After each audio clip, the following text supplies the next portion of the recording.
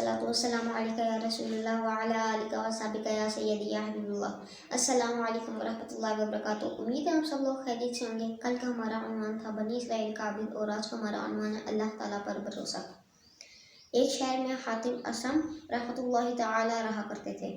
اللہ تعالیٰ نے خوب اولاد سے نوازا تھا، لیکن تھے بالکل کنگال۔ کھانے پینے میں بھی بہت تنگی تھی، لیکن اللہ تعالیٰ پر بھروسہ کا اشار تھا اور بہت ہی نیک آدمی تھے۔ ایک دن اپنے دوستوں میں بیٹھے تھے کہ حج کا ذکر چڑھ گیا۔ حاتم اسم رحمۃ اللہ تعالی کے جذبہ ایمان کی جوش مرتی مجنون نے دل کو بے قرار کر دیا کہ اس سال تو دیار حبیب آپ صلی اللہ علیہ وسلم کی زیارت کا شرف حاصل کرنا چاہیے۔ وہاں سے گھر آئے، اپنے بچوں سے مشورہ کیا اور کہا، اگر تم اجازت دے دو تو تمہارے کیا نقصان نہیں ہے، میں اس سال حج کروں گا اور تمہارے لیے دعا کروں گا۔ حاتم رحمۃ اللہ تعالیٰ کی بیوی اور بچے فوراً بول اٹھے، گھر میں کھانے کو کچھ نہیں ہے، فاقوں پر فاقے چل رہے ہیں اور آج کو حج کی سوجی ہے۔ حاتم رحمۃ اللہ تعالیٰ کی ایک چھوٹی بیٹی تھی، وہ کہنے لگی، آپ لوگ ابو کو کیوں روک رہے ہیں؟ ابو کو جانے دو، ابو بھی تو روزی لینے والے ہیں، دینے والے تھوڑے ہی ہیں، دینے والی ذات تو اللہ تعالیٰ کی ہے۔ ننھی منی گڑیا کی بات سن کر سب بیدار ہو گئے اور کہا، تم نے سچ کہا۔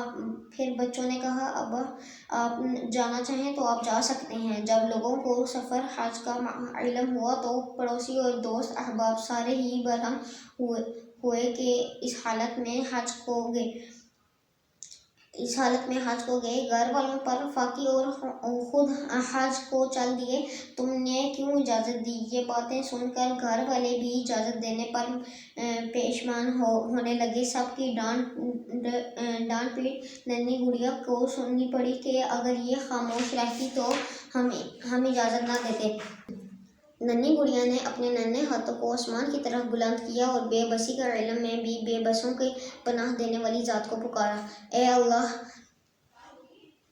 حاجیوں کو بغیر عافیت واپس اپنے گھروں کو لوٹا۔ اے اللہ، مجھے یقین ہے کہ تو ان کو ضائع نہیں کرے گا، بس اللہ تعالیٰ تو ان کو ناکام نہ کر اور مجھے ان کے سامنے شرمندہ بھی نہ فرما۔ چند ہی روز کے بعد ایک دن اس کا شہر کا امیر گورنر شکار کو نکلا، اس کے ساتھ کے وزیر اور فوجی دستہ بھی تھے۔ واپس آتے ہوئے امیر اپنی جماعت سے بچھڑ گیا، چلتے چلتے شہر پہنچا۔ پیاس نے بھی ستایا، جس گھر کے سامنے گیا وہ گھر حاتم رحمۃ اللہ تعالیٰ کا گھر تھا۔ امیر نے دروازہ بجایا اور کہا، تمہارے شہر کا امیر تمہارے دروازے پر پیاسا کھڑا ہوا ہے، پانی پلا دو۔ حاتم رحمۃ اللہ کی بیوی نے جب سنا تو کہنے لگی، واہ مولا، تیری بھی عجیب شان ہے، ہم نے بھی بھوکی رات گزاری ہے اور شہر کا امیر ہمارے در کا سوالی۔ پھر اس نے ایک اچھی سی کٹوری پیالے میں پانی دیا اور ساتھ معذرت بھی کی، یہ ہماری امیر کی شان کے مناسب نہیں ہے۔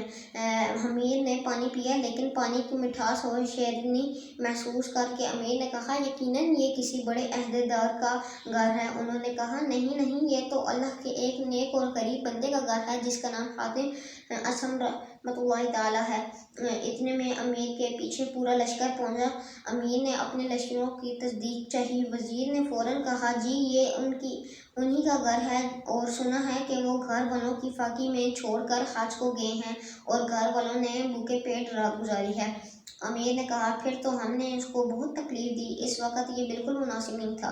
یہ کہہ کر امیر نے اپنے کمرے سے سونے کا پٹکا کھولا اور حاتم رحمۃ اللہ کے گھر میں پھینک دیا اور اعلان کیا، جو بھی مجھ سے محبت کرتا ہے وہ بھی ایسا کرے۔ چنانچہ سب نے ایسا ہی کیا۔ وزیر نے کہا، اے گھر والوں، میں تمہیں ابھی ان قیمت لائی دیتا ہوں اور یہ سونے کے پٹکے مجھے بھیج۔ بادشاہ دربار پہنچا اور وزیر بہت سا مال لے کر واپس لوٹا اور مال دے کر وہ سب پٹکے واپس لایا۔